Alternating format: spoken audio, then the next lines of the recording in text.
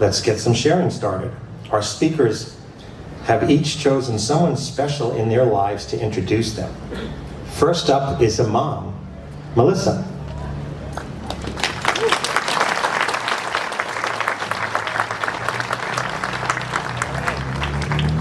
Good evening, everyone. I'm Melissa Smith, and I'm here to introduce my son, Alex Smith.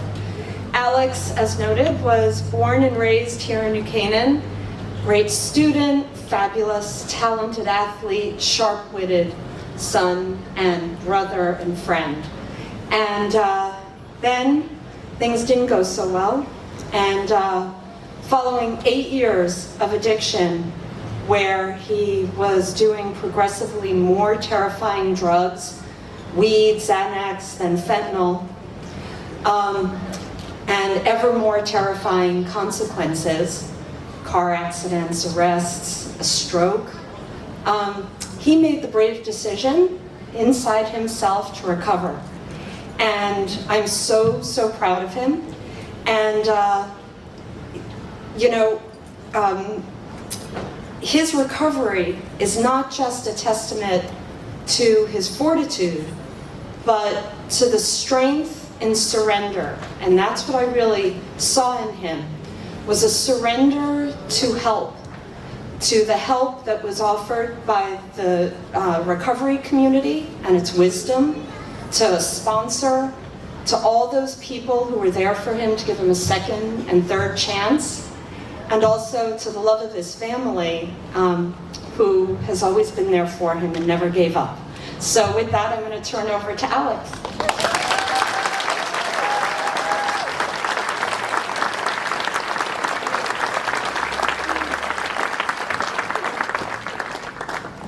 Well, thank you, Mom. I love you. I'll get started here. Some call it a white light moment. I choose to frame it as a moment of clarity. As I sat there with my younger brother at the end of his childhood bed, scared and begging me to be honest, I had that moment of clarity. 8 years of my substance use history and the pattern behavior that came with it washed over me and started to make sense for the first time. I knew in that moment that my time was up and I was ready to make a change. I grew up in New Canaan in a beautiful home with hardworking and successful parents who afforded me everything I could ask for and more. As I grew older and stepped into high school, I was guided by things like a commitment to sports, academics, and higher education, all in the pursuit of success.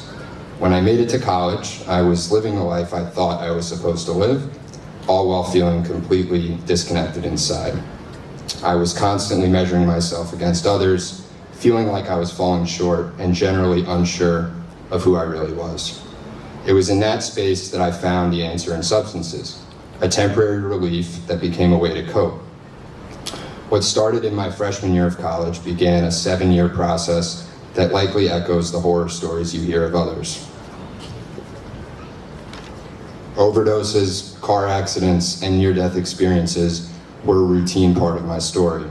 My life became increasingly unmanageable, but I kept convincing myself that I had it under control, that I could fix it, hide it, or somehow outrun it. But the truth was, I was completely lost. My relationships were strained, trust was broken or non-existent, my family lived in fear, and I had no real sense of purpose or direction. I wasn't living, I was surviving, and barely at that. That night on the edge of my brother's childhood bed wasn't just about the pain I was in, it was about seeing the pain that I had caused. My younger brother, someone I had always wanted to protect, was now sitting in front of me, terrified for my life.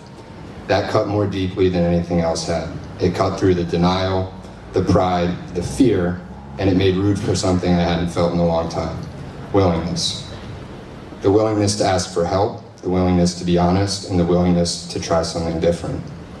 Recovery didn't fix everything for me overnight. It stripped me down to the core and forced me to rebuild from the inside out. But in that process, I found the version of myself that substances had buried. Someone who could show up, take accountability, and live with integrity. Today, my life looks a lot different. It's not perfect, but it's real. I've built back trust with my family. I've learned how to sit with discomfort instead of running from it, and I've found connection. Connection with others, with myself, and with a purpose I never thought I would discover. And none of this would have been possible without my family.